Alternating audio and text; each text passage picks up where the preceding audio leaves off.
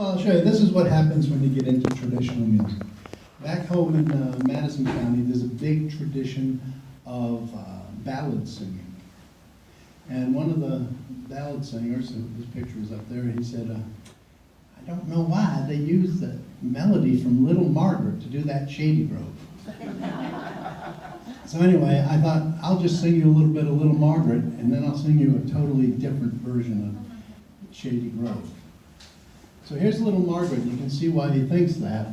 It's an old, ghost visitation ballad. And it's a short one, that's why I picked it. Okay, so. Little Margaret is sitting in her high hall chair, combing back her long yellow hair. Saw sweet William and his new made bride a-riding up the road so near. She threw down her ivory comb and threw back her long yellow hair. Said, I'll go down and bid him farewell and never more go there. Well, it was late all in the night, they was fast asleep. Little Margaret appeared all dressed in white, a-standing at their bed feet. She said, how do you like your snow-white pillow? And how do you like your sheet? And how do you like that pretty fair maid lying in your arms asleep? Very well do I like my snow-white pillow, and well do I like my sheet. Much better do I like that pretty fair maid a-standing at my bed feet. Well, he called the serving man to go and saddle up the dappled roan. And he rode on down to little Margaret's house, and he knocked on the door alone. He said, is little Margaret in her room, or is she in the hall? Little Margaret's in her cold black coffin with her face turned towards the wall. Turn down them snow-white robes, be they ever so fine. For I want to kiss her cold, cold lips, I know they'll never kiss mine. 3 times he kissed her on the chin, and twice he kissed her cheek. Once he kissed her cold, cold lips, and he fell in her arms asleep.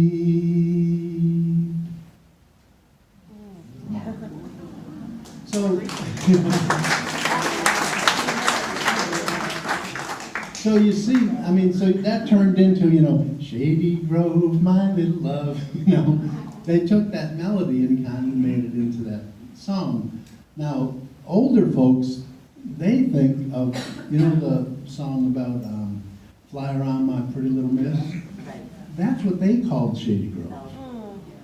Because it'd be Shady Grove, my little love, Shady Grove, my darling, Shady Grove, my little love, I'm going back to Harlan. That's what they had called Shady Grove.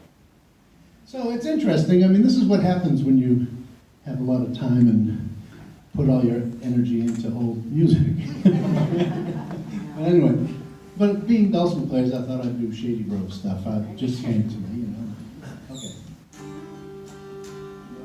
This is a version of Shady Grove that's totally different. This one comes from my buddy Lee Sexton. He's 92 now, and this is the first year he's not going to be coming down to Swannanoa Old Time Week. Usually, about the last 10 years or so, my friend Bruce and I would play with Lee and his son Johnny when he'd come down and do the concert with him, because we're old buds and know the music. But anyway, this is Lee's version of Shady Grove that he got from his uncle Well, this is my version of Lee's version that he got from, he plays it on banjo, and he got it from his uncle, Morgan Sexton. But I think it's a lovely version. But it's Kentucky now, Eastern Kentucky, back in the hills. The B part instrumental is a little crooked.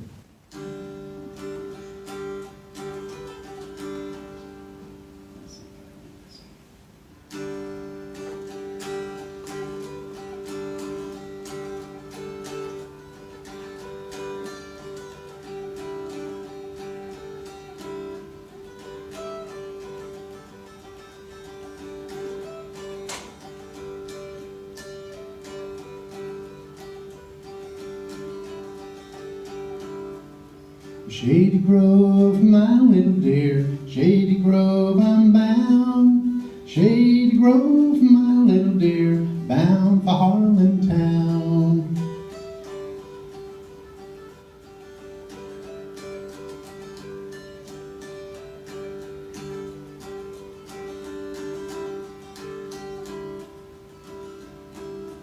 Hand me down my old gripsack, hand me down my shawl. Hand me down my old gripsack, I hate to leave you all.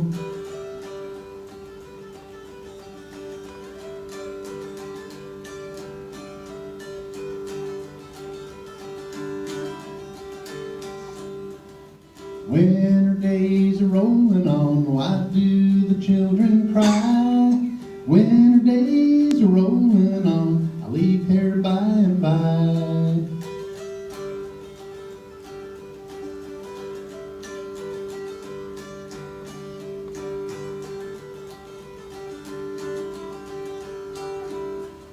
Shady Grove, my little dear, Shady Grove, I say. Shady Grove, my little dear, bound to go away.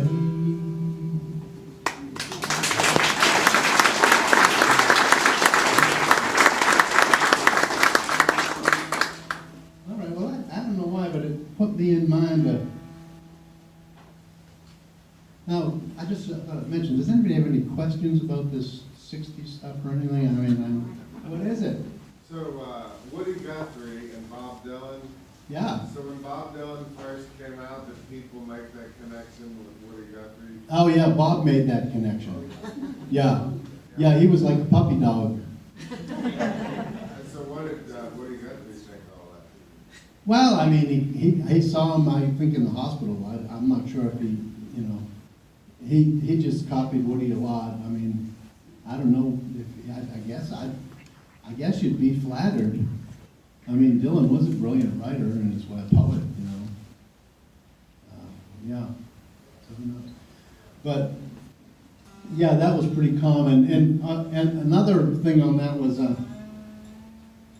Ramblin' Jack Elliott. He, somebody said to Ramblin' Jack Elliott, he said, "Boy, you sound just like Bob Dylan." And Jack Elliott said, "Yeah, I've been sounding like Bob Dylan for 20 years before Bob Dylan."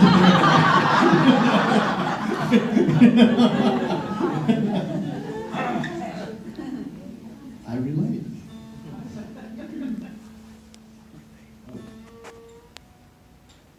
Well, I thought I'd do this.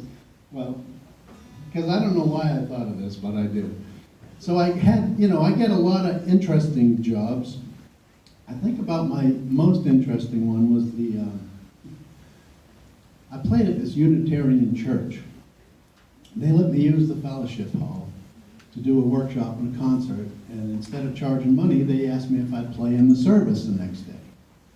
So I said, all right, I'll do that, and I went and I said, you just point when you want me to do something, and I'll do it, and they gave me a little paper and everything. And so this woman, they had guest preachers. That was what they did. They had these guest preachers, and this woman come, and she was a Methodist minister. And she had all these robes and stuff, and she got up there and she gave this sermon. And she gave the sermon on the part of the Bible about having oil in your vessel, being ready for the bridegroom to come. Well, she did a really good talk. I mean, she was on it, and she was inspired, and it all got, I played my little part, and then afterwards they had coffee and stuff, and I told her, I said, that was a good talk, I said, but you know, I could have shortened it for you.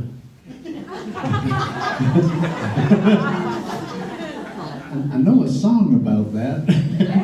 So I played it for her, and then that was, I gave her, it's on a CD, I gave it to her. And anyway, so that people at the church said, well, why don't you do it again next year? I said, well, great, that'll be all right. And I like, you know, my favorite gigs are these little, you go to a community and play for the local people, and do a house concert or something. And so I'm ready, you know, we wrote the date down, and so now it's coming up on Sunday, and it was Wednesday, the phone rings, and here's this woman. She said, well, so, hi, I'm your service facilitator. I have to make the pamphlets. What's your sermon going to be on?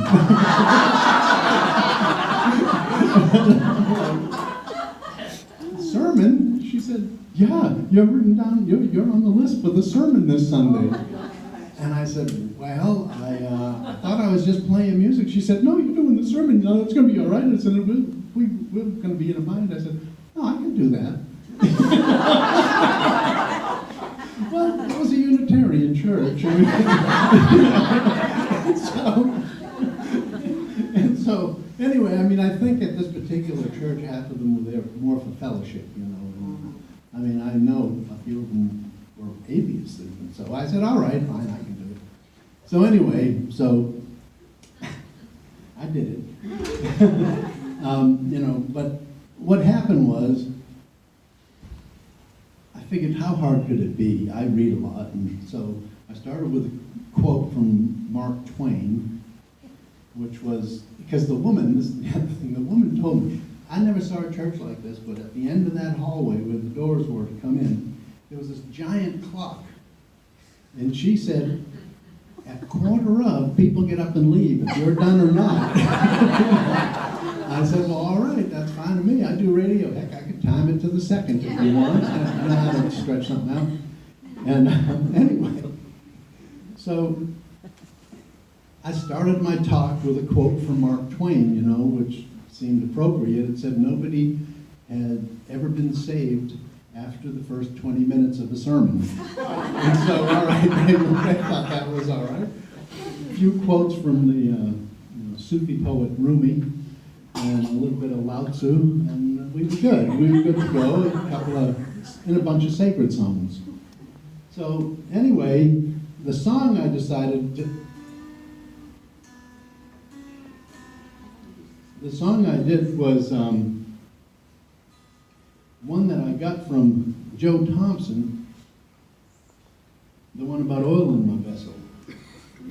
And I met Joe at the Smithsonian Folklore Festival when we were playing there. That I was there representing Appalachia and the Dulcimer. And Joe Thompson lived outside, yes? 2003. Yeah, Joe's passed away since then. And Joe was there, and I was like all excited because this is how I get to meet people I don't know that are good musicians. And he was the last in a lineage of African American fiddle players. His family traced tunes and such pre-Civil War. And so I was very excited to meet him, and I went up at the night before the festival kind of got going, and I said, Mr. Thompson, I sure would love to play some with you. And he didn't know what a dulcimer was. A lot of these old guys didn't. And I said, well, you know, I said, I'd love to play with you. And he said, I'd like to play, but he said, my shoulder is, so bad. He said, I don't know if I'm going to be able to do my show tomorrow. And luckily, I have many aspects of my life. I mean, I've been doing Tai Chi since 1971, and related things like massage and shiatsu and energy work. And I said, well, here, let me work on that for you if you want. And so he sat down, and I could feel where it was, and I poked around on his shoulder, and I said, now, I could tell, I said, now, if that isn't good tomorrow, you come in the morning, and I'll do this once more, and that should take care of it. So All right, so then next morning, we're down, this gig was 5 days, 4 shows a day. Well, we just add this. So I took my friend Bruce, the fiddle player, with me. Our set lists were his wife. I took both our wives. We were going to Washington, D.C. It was a big deal. So his wife would write down every song we played in the set. And she did that every set after we played them, so we wouldn't repeat anything all week. Oh yeah, we could have went for more weeks. We know lots of songs. So anyway, so that morning we're out there on the mall. They bus you. We were staying in a hotel in Virginia. They bus us to the mall, and I'm getting ready to play on stage, and I notice up that long sidewalk, here come Joe and his wife Pauline walking down there. And I noticed him, and I looked up and I waved because I wanted to see how about his arm, and he said,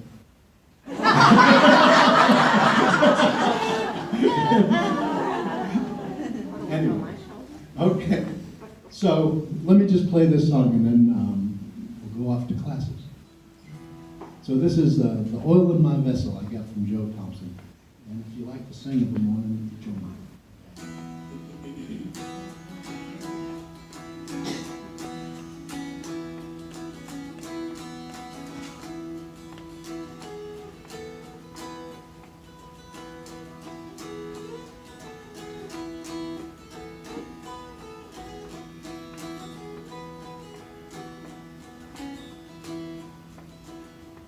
I've got oil in my vessel, my lamp's trimmed and burning, gonna be ready when the bridegroom comes. I've got oil in my vessel, my lamp's trimmed and burning, gonna be ready when the bridegroom comes.